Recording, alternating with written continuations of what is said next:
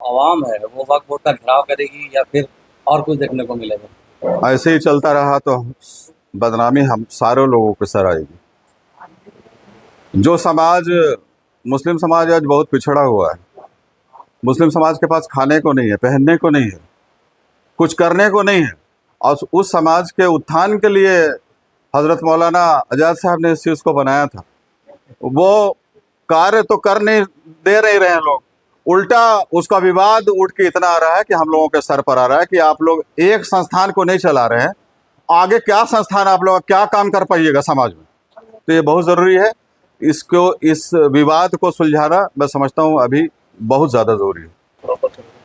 देखिए, पूर्व घोषित कार्यक्रम के हिसाब से आज पठान तंजीम की एक बैठक यहाँ संपन्न हुई है, जो हमारे सदर अयूब रज़ा खान के अध्यक्षता में हुई है। सदारत उन्होंने किया है और उसमें हमारे दिगर जितने भी मौजूद मेहमान हैं, जितने भी लोग हैं, बाहर से भी आए हुए लोग, सारे लोगों ने शिरकत किया है।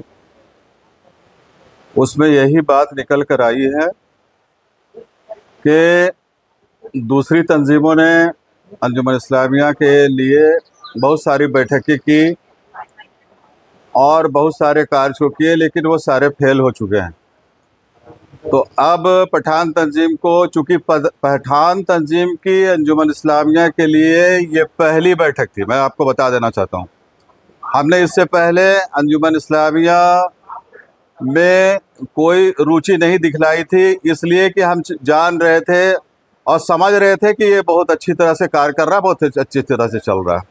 लेकिन अभी जिस तरह का माहौल पूरे रांची शहर में है, उसमें यही छन के आ रहा है कि बहुत ज़्यादा विवादों का घेरा उसमें छाया हुआ है। तो उसमें हम भी मुखर हुए हैं और हमारी ये पहली बैठक है जो अंजुमन इस्लामिया के बिहाफ में है। तो पहली बैठक में सारे लोगों और जितने भी हमारे भाइयों के राय से ये छन के आया है कि एक दूसरी बैठक भी इसमें होगी, जिसमें जितने भी और इदारे हैं, चूँकि बहुत सारे इदारों ने मिलकर बहुत पहले अंजुमन इस्लामिया को बनवाया, चलवाया, जिस तरह से भी किया, वो सारा टेन्योर फेलियर रहा, व्यक्ति फेलियर रहे, उनका कार्य फेलियर रहा और सारा चीज़ फेलियर रहा। तो अब हम लोगों ने एक मुहिम शुरू की है कि सारे जो इदारे हैं उनके साथ एक बार हम लोग बैठक करेंगे और बैठक करके उनकी राय से एक बार हम लोग आगे आएंगे, पठान तंजीम आगे आएगा और सब के साथ मिलके हम जो है अंजुमन इस्लामिया का चुनाव को बेहतरीन ढंग से करा के उसकी कारगुजारियाँ जो पिछले दिनों होते रही है, जिस तरह से लोग उसको यूज़ करते आए हैं, उसको बेहतर बनाने की कवायद में हम लोग चलेंगे। आपको कोई प्रश्न पूछना तो पूछो। कमर सिद्दीकी या मतलूब इमाम दोनों की बात है, दोनों जो है इलेक्शन कराने के लिए तैयार हैं और आज भी प्रेस कॉन्फ्रेंस हुआ कमर सिद्दीकी के द्वारा, उन्होंने कहा कि जैसा मैंने कहा था उसी तारीख को जो है इलेक्शन होगा। इस पे क्या कहेंगे? देखिए, मेरा व्यक्तिगत अगर मुझसे पूछेगा तो मैं एक चीज़ बता दे रहा हूँ, कल भी मैंने बोला था और आज भी बोल रहा हूँ कि जहाँ एक से ज़्यादा लोग मैदान में उतर जाए मेंबरशिप के लिए कन्वेनर बन के, वो विवादित हो जाता है। तो ये मेरे लिहाज से मेरा अपना व्यक्तिगत ये आंसर है आप लोगों को कि मैं इसे विवादित मानता हूँ।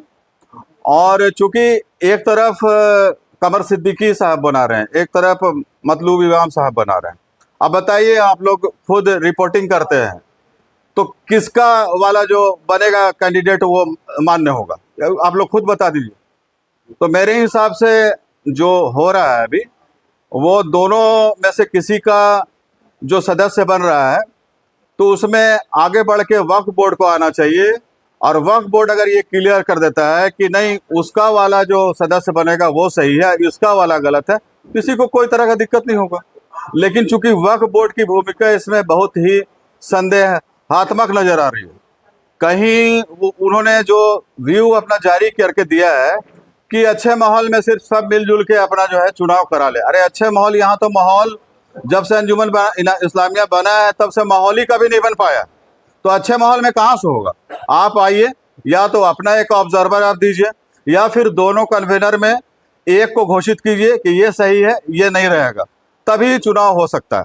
आप भी सोच सकते हैं इस बात को कि मैं लॉजिकली ये वाला बात बोल रहा हूँ, हिसाब के बारे में जो है हमेशा सवाल इसलिए कि पूरे आवाम की मांग है। देखिए, जो सदर आज के डेट में बने हैं वो कल के पीरियड में दूसरे पहले वाले टर्म में वो सेक्रेटरी थे और उन्होंने यही कह के चुनाव लड़ा था कि मैं आने वाले दिन में इसका हिसाब दे दूंगा।